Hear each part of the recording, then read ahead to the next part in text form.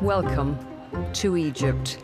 Enticing images of timeless hospitality and ancient attractions. A picture postcard view the authorities are keen to promote. But there is another Egypt, a military-backed regime, where dreams of freedom have been crushed. And this is the approach to dissent. In the last few minutes, the police have been using tear gas and they've been using live rounds. I've been the BBC's correspondent in Egypt for the past 4 years. I've tracked the escalating crackdown on the streets. Gatherings like this are few and far between. And I've witnessed peaceful protesters being targeted. I've never seen a regime as bloody as Sisi's regime. A regime where growing numbers simply disappear. الشرطة اللي خدتها هنتهم مين؟ مين اللي خدها غير الشرطة؟ ما هم اللي جو ملثمين ومعاهم سلاح وعربية شرطة. This regime is based on terror, and torture is one detail of that terror. Press freedom is under attack. Much of the brutality goes unseen. This is a story the regime would prefer us not to tell.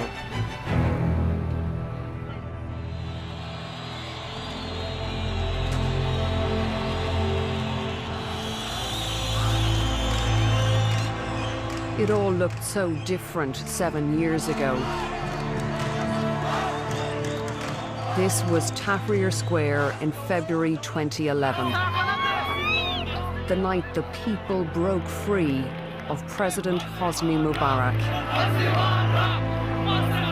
ending 30 years of authoritarian rule.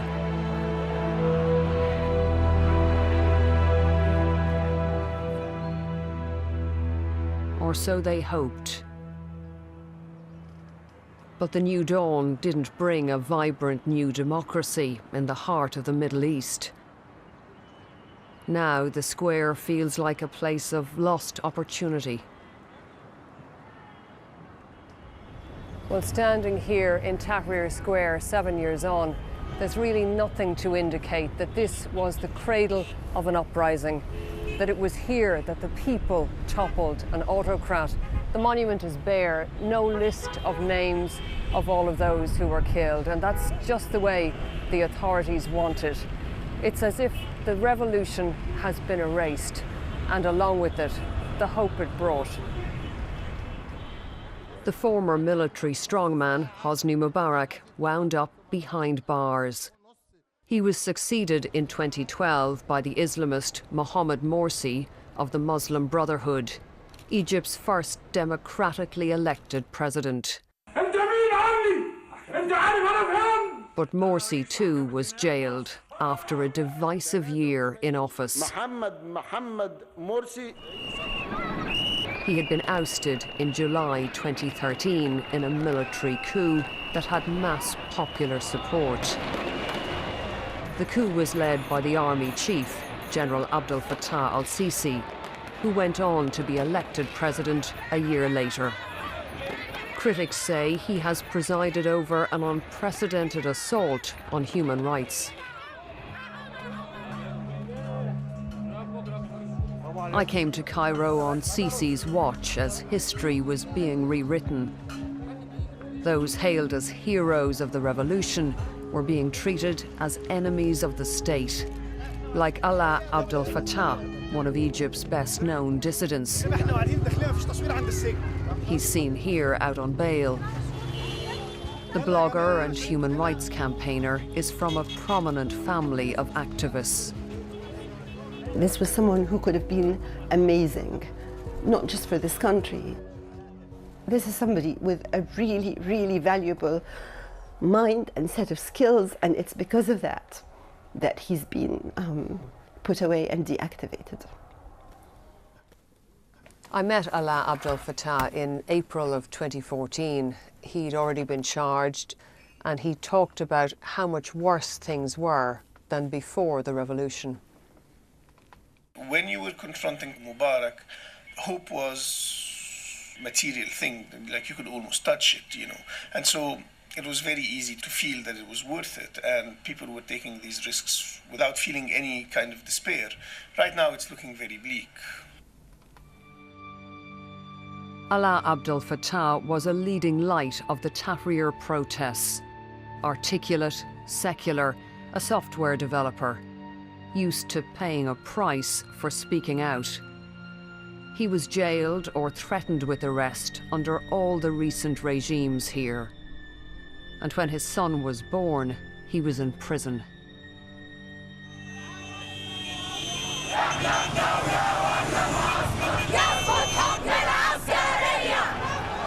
Abdel Fattah was accused of organising this protest. The demonstrators appeared peaceful. The authorities were not. Protests are effectively banned.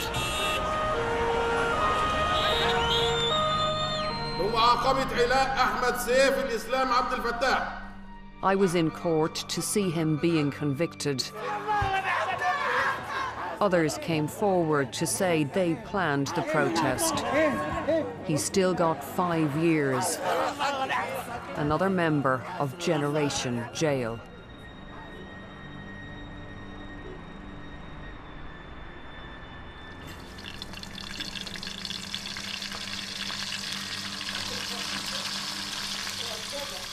His fractured family go through the motions. Without a much-loved son, husband and brother. Human rights groups say there are thousands like them in Egypt, families of political prisoners.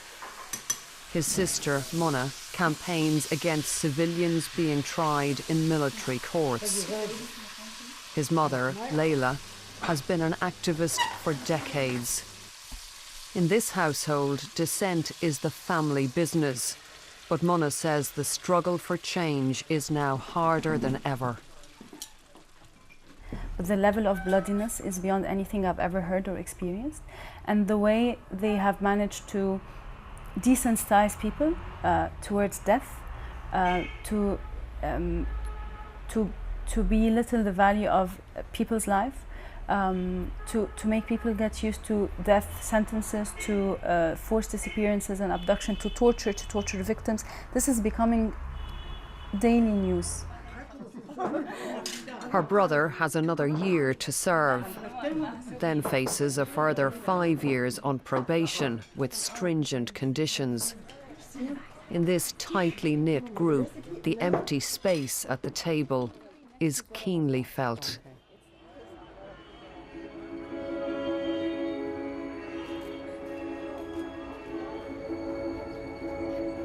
These days on the streets, there's no clamour for reform. Many are struggling to get by and grateful for relative stability. And plenty prefer not to raise their heads above the parapet, with good reason. Well, there is something that you can't see here, but you can feel, and that's fear. It's been increasing during my time here. People who would have been ready to speak on camera 2 or 3 years ago are too frightened to do that now. In the last few weeks, we've looked into many cases, disappearances, torture, people whose loved ones were killed in custody, and those families were too frightened to appear. They tell us they're afraid another loved one will be arrested if they do. Those who end up in custody can expect the harshest treatment. Torture is nothing new in Egypt, but my sources say now it's routine nationwide. Mahmoud Mohammed Hussein has first-hand experience of the latest torture techniques. We first met a year ago when every step was a reminder of the abuse he suffered. He was held without trial for more than 2 years. He says the only reason he was arrested, aged just 18, was because of his T-shirt. The slogan reads, "A nation without torture." Now 22, he's struggling to rebuild his life. but could still be tried for attending a banned protest and joining a terrorist group, charges he denies.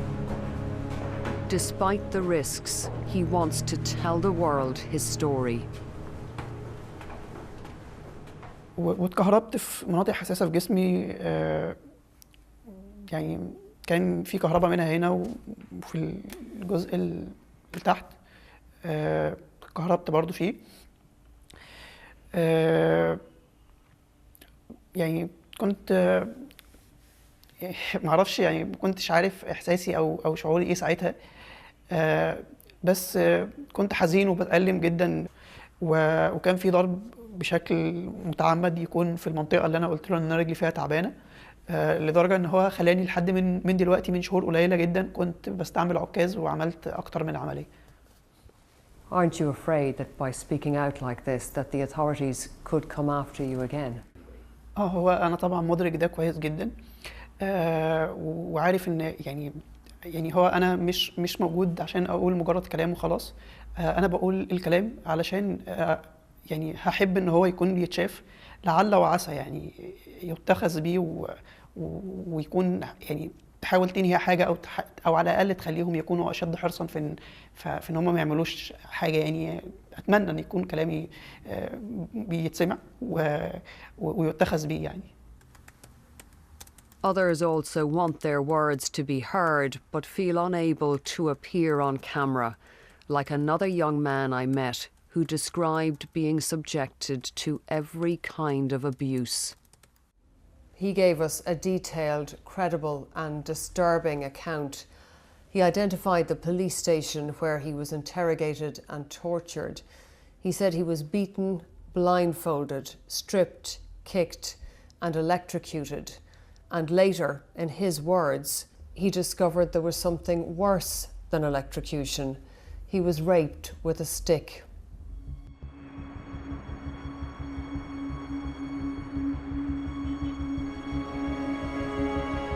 Torture victims used to have one refuge, one place to go for support: the Al-Nadim Centre in Cairo.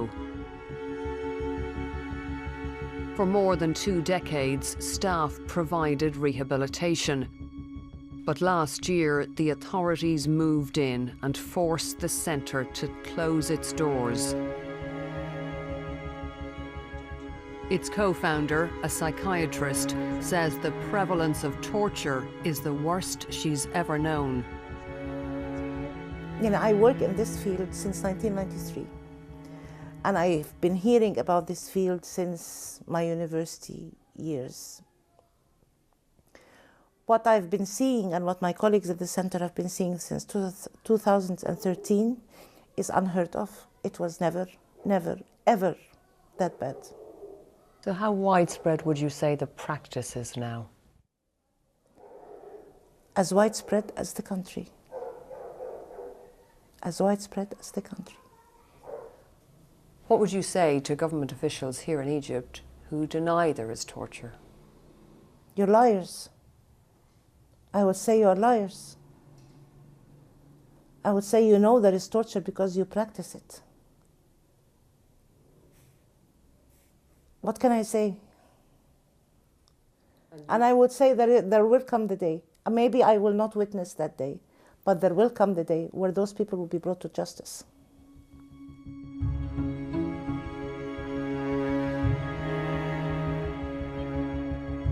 But justice can be elusive for anyone hidden behind the sun.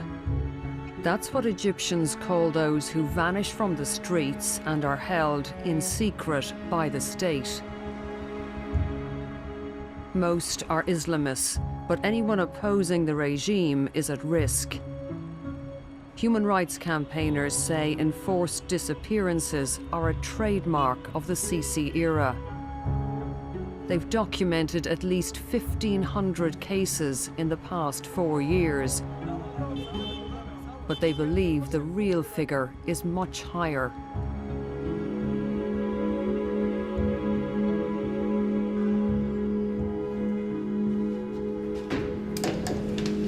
Most of the disappeared emerge weeks or months later in custody, facing terrorism charges. But some remain hidden, like this man's brother, who has been gone since July 2013. Abdul منBbc says Amr was an engineering student who disappeared at an Islamist protest, aged 22. He tells me witnesses saw him being taken away by the security forces. The years of fruitless searching since then have been a torment for his family. والدتي دايما بتطلب ان هي حتى لو هم مثلا مش عايزين مثلا يخلوا يقدر يقتلوه ويجيبوه واحنا ندفن جثته، بحيث يبقى مثلا والدتي حبت تزوره مثلا في قبره او كده. فطبعا والدتي دايما هي قلبها طبعا زعلان جدا، لانه ولا قادره تشوفه ولا قادره حتى تعرف مكانه، فبتبقى اصعب طبعا. حتى الشخص الميت ممكن الانسان مثلا يزوره في قبره او كده. Their father, Ibrahim Metwali, a lawyer, has been fighting a lonely battle for Egypt's disappeared. He founded an association for families of the victims. Last September, he set off for Geneva to address a United Nations working group on disappearances. But at Cairo airport, he too joined the ranks of the disappeared and was later discovered in jail. The lawyer is now being held here in the forbidding Torah prison complex in Cairo. His family say he has been tortured.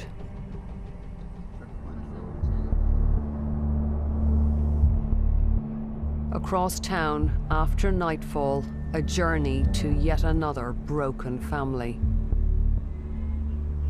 We're on our way to see a mother who has a truly terrible story to tell. We've been in touch with her over the last few weeks and we've arranged to sit down with her tonight. She lives in a suburb out near the pyramids, so we're headed there now.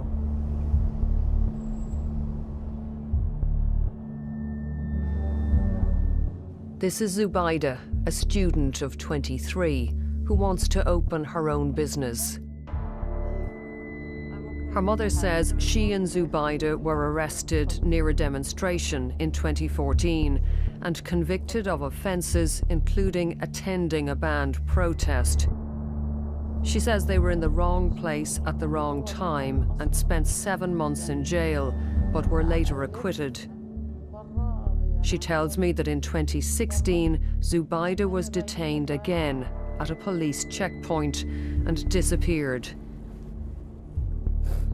She was dumped by the roadside after 28 days, a changed girl. فلقيت جسمها مقطع ومتكهربة يعني معذبينها وصدمتني لما قالت لي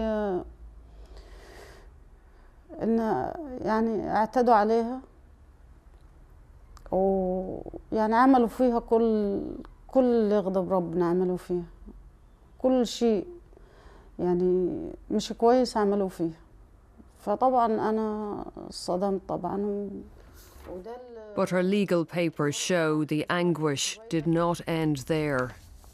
As Zubaida was struggling to recover, she disappeared for the second time last April. Her mother says neighbours saw her being taken by armed and masked police. ندور على زبيدة لي 10 شهور كل يوم نموت 100 مرة يعني أسرة كاملة اتدمرت أسرة كاملة من 6 أنفار أنا وأخواتها اتدمرنا بمعنى كلمة اتدمرنا إحنا لدرجة إن إحنا نتمنى الموت عشان ما اللحظة اللي إحنا فيها لحظة صعب جدا. She seeks comfort now in Zubaida's bedroom and in mementos from the past. دي صور زبيدة دي بعد ما طلعنا من السجن المرة الأولى كانت فرحانة طبعا وسعيدة جدا عشان طلعنا بس للأسف يعني الفرحة ما تمتش.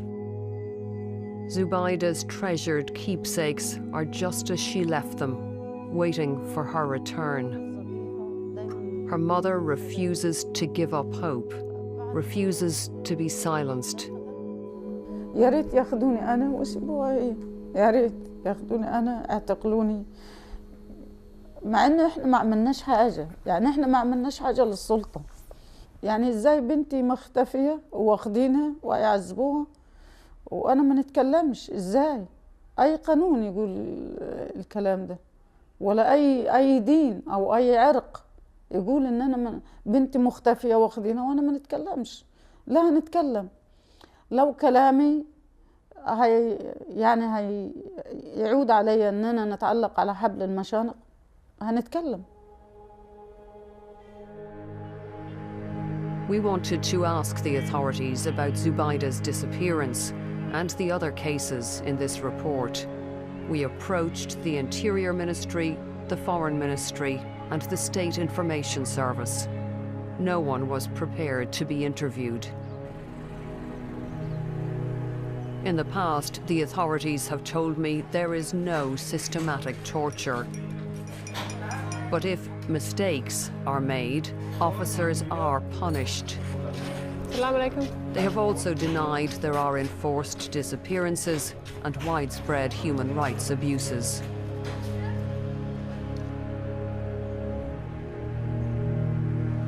On the banks of the Nile, there's little hint of change.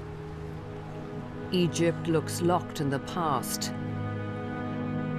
Elections are coming, but President Sisi doesn't need to worry about the outcome. Several potential challengers have been intimidated out of the race. Many here are concerned about security amid bomb attacks by the so-called Islamic State. President Sisi says he's waging war on terror. But human rights campaigners say he's using that as a pretext to wage war on dissent. Having been here for more than 4 years, I know a lot of the problems that Egypt is facing. There are real economic issues. There are serious security threats from IS. But this is the most populous country in the Arab world, and if Egypt can't steer a course towards real democracy, that's a problem for the Middle East, and it's a problem for the West. And I'm leaving here with questions. How long before all of the repression here starts to backfire? And how many more prisons can the regime fill?